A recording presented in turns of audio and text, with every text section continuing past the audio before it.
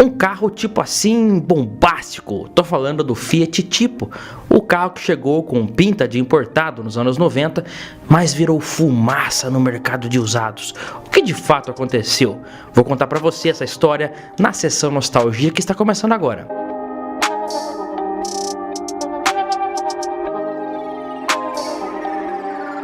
Olá amigos do canal PL, sejam bem-vindos a este canal que traz literatura automotiva e nostalgia. Lembrando também que este vídeo é um oferecimento de Yellow Plate Assessoria. Você tem um carro com placa amarela, não sabe mais o que fazer para regularizar esse carro? Já ouviu promessas milagrosas de despachantes de procedência duvidosa? Pelo amor de Deus, entre em contato com o Lucas Souza da Yellow Plate Assessoria que vai resolver o seu problema. Só ano passado, por exemplo, já foram mais de 24 carros entregues com a documentação resolvida. Um abraço, meu amigo Lucas. Se você tem um carro placa amarela, não perca mais tempo com estelionatários. Entre em contato com o Lucas Souza da Yellow Plate Assessoria. Olha só, o que pouca gente sabe é que quando o Fiat Tipo estava ali no auge aqui no Brasil, ele estava saindo de linha na Europa. O modelo foi lançado na Itália em junho de 1988 para substituir o antigo Fiat Ritmo. Chegou no Brasil somente em setembro de 1993, ainda importado da Itália. Os modelos a virem para o Brasil já contavam com a restilização feita em 1993. Lá na Itália, o Tipo saiu de linha em 95, quando foi substituído pelo Fiat Brava, que aqui no Brasil começou a ser vendido só em 1999. Com a abertura comercial de 1990, os brasileiros tiveram acesso a modelos importados que não viam há muito tempo. E com isso, as montadoras, que também não são bobas nem nada, começaram a trazer por conta própria seus modelos vendidos lá fora, que naturalmente, em sua grande maioria, eram mais avançados tecnologicamente do que os carros vendidos aqui. O Tipo chegou inicialmente, em 93, somente na carroceria de 3 portas. Eu digo 3 portas, na verdade são 2 portas, mas a tampa do porta-malas conta, né? Sendo assim, a de 5 portas, mas ali com 4 portas laterais, chegou logo depois, mas no começo das vendas, somente a versão de 2 portas era oferecida por aqui. O carro era vendido na versão única 1.6 IE e trazia vidros e travas elétricas, direção com ajuste de altura e assistência hidráulica e opcionais como ar-condicionado, banco do motorista com ajuste de altura e lombar, além também do teto solar. O motor 1.6 com bloco de ferro fundido tipo Closed Deck tinha cabeçote em alumínio com comando de válvulas único e acionamento por correia de sincronismo. Rendia 82 cavalos de potência e com foco em eficiência chegava a atingir 14 km por litro em circuitos rodoviários. O Tipo tinha alguns recursos tecnológicos diferenciados que eram realmente muito bem pensados, como por exemplo, ele vinha com uma chave reserva conhecida entre aspas como chave de manobrista. Essa chave ligava o carro, mas não abria o porta-luvas e também não abria o porta-malas, né? É realmente a famosa chave do manobrista. E também o banco do passageiro com memória de regulagem. Por exemplo, no caso do Tipo com 2 portas laterais, quando ia embarcar alguém atrás, a pessoa tinha que rebater o banco ou empurrar correr o banco para frente, ele tinha uma memória de posição que voltava ao encosto para a posição original também. São 2 recursos que o Tipo trouxe que não eram coisas comuns de se ver por aqui em carros nacionais, mas é claro, nessa época o Tipo ainda era importado. E por ser importado, ele trazia também características que eram obrigatórias lá fora, mas aqui não, mas mesmo assim ele já trazia, como por exemplo, o sistema de iluminação externo, de acordo com as normas europeias, ou seja, faróis com ajuste manual de altura pela carga de passageiros ou bagagem, repetidores laterais e luzes traseiras de neblina. O limpador de para-brisa tinha a curiosidade de funcionar apenas de forma rápida e intervalada, sem ajuste de velocidade. Dessa forma, os limpadores sempre ficavam pouco tempo no campo de visão do condutor ao serem acionados. As alavancas na coluna de direção eram iluminadas para melhor visualização à noite, também algo incomum por aqui. Em 1993, o Plano Real ainda não era uma realidade. A alta inflação corroía o poder de compra do brasileiro com força, situação que só foi resolvida com a chegada do Plano Real. Teve a URV, no começo de 94, e a partir de julho teve a transição pro real, que aí sim a inflação foi vencida. Muita gente até nem acreditava depois de tanta tentativa, mas mesmo assim o Fiat Tipo se tornou um fenômeno de vendas entre os importados. No dia 1º de julho de 1994 foi lançado oficialmente o Real e, coincidentemente, nesse mesmo mês de julho de 94, a Fiat lançava a versão SLX 2.0 16 válvulas, que trazia muito mais acessórios que a versão 1.6. Houve também a versão esportiva chamada de Sediciválvole, que é 16 válvulas em italiano. Esse modelo possuía motor 2.0 16 válvulas e 137 cavalos de potência. Fazia de 0 a 100 em 9.8 segundos e atingia a incrível marca dos 206 km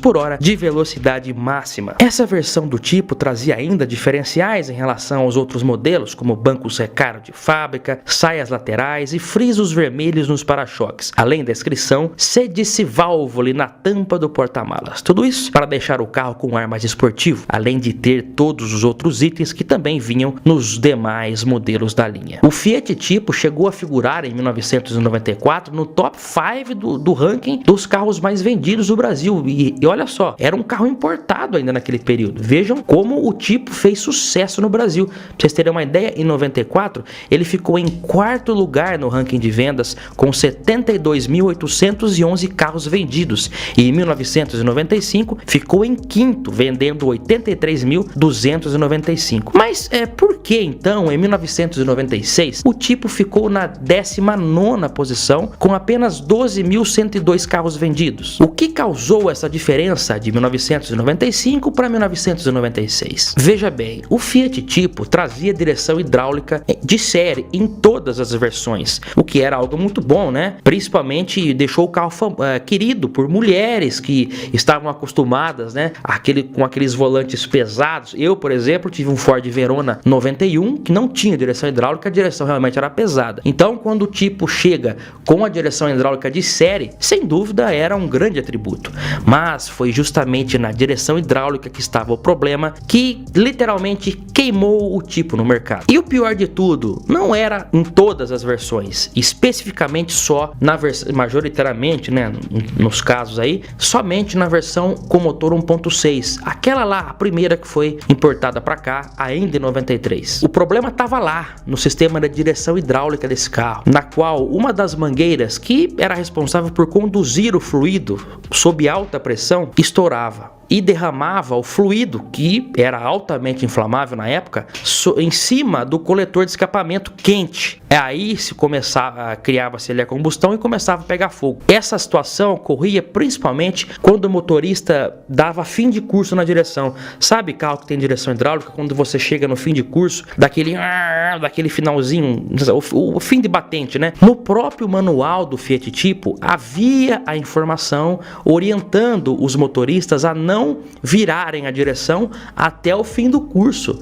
Só que o manual não explicava o porquê disso. Só dizia lá, instrução para você usar a direção: não esterce o volante até o fim do curso. Mas não especificava o porquê e nem alertava sobre os riscos disso. E era justamente o que aconteceu. Você acha que o brasileiro lê manual? É minoria. A maioria das pessoas não liam o manual do carro. Quando a mangueira estourava e o líquido, o fluido da direção vazava, ele caía em cima do coletor de escapamento quente. Conclusão, o carro pegava fogo em poucos minutos e o proprietário tinha que sair correndo, E o incêndio era causado, destruía a parte frontal do veículo. A Fiat chegou a fazer 2 recalls para solucionar o problema, mas só no segundo eles conseguiram de fato identificar a razão daqueles incêndios. Isso porque mesmo depois do primeiro recall, os incêndios continuaram a acontecer. E a Fiat então, para justificar, nós já fizemos o primeiro recall, os incêndios continuam? A culpa é dos donos.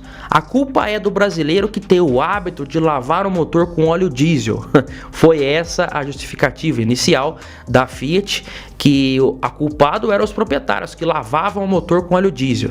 Isso antes deles constatarem de fato o problema no segundo recall que foi realizado. Os proprietários desses tipos que pegaram fogo ficaram tão indignados com a montadora que chegaram a criar uma associação de vítimas de incêndio em tipo, né, a tradução AVI-tipo, que computou cerca de 127 casos de combustão espontânea. A Fiat foi obrigada a fazer 2 recalls em 96 para a troca da mangueira de direção hidráulica e da tubulação de combustível. Mesmo com tudo isso, também em 96 a Fiat resolveu nacionalizar o tipo, começar a produzir ele aqui, o que acabou se mostrando um erro, porque com a nacionalização ele acabou perdendo aquele status de carro importado, que naquele período ainda era algo que, vamos dizer, transmitia um status. Pô, o carro importado, 1996, e o tipo foi nacionalizado. A partir daí, as vendas, para vocês terem uma ideia, em 1997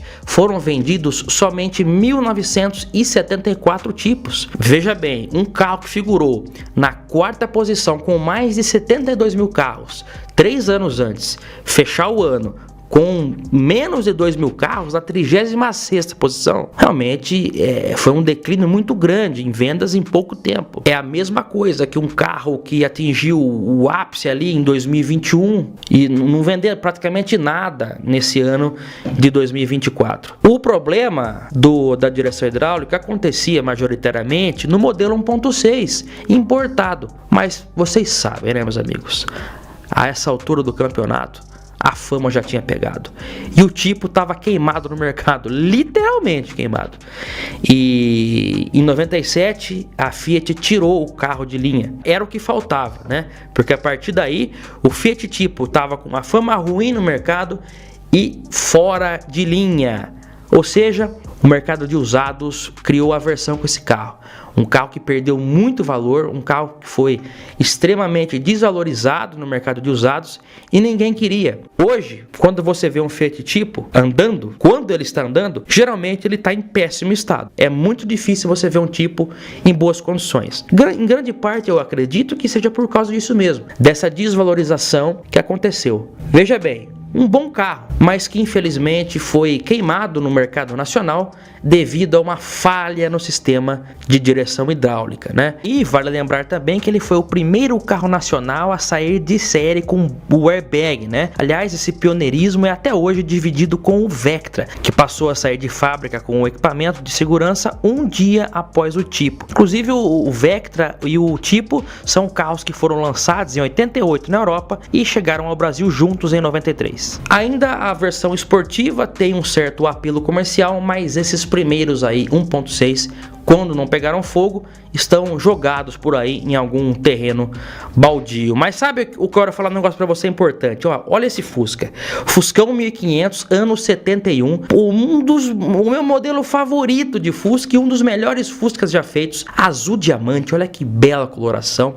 Esse carro nós vamos sortear na segunda ação entre amigos do canal PL. Como você faz para participar? O link está na descrição, é só acessar. Por apenas R$ 1,29 você concorre a esse Fuscão 1500 totalmente original e o melhor, vai ser entregue com placa preta, tá? O certificado da placa preta que vai valorizar ainda mais este clássico. E eu, é claro, aguardo vocês no próximo vídeo aqui no canal PL. Não deixe de participar da ação do Fuscão e eu aguardo você no próximo vídeo. Um grande abraço e até lá. Tchau, meus amigos.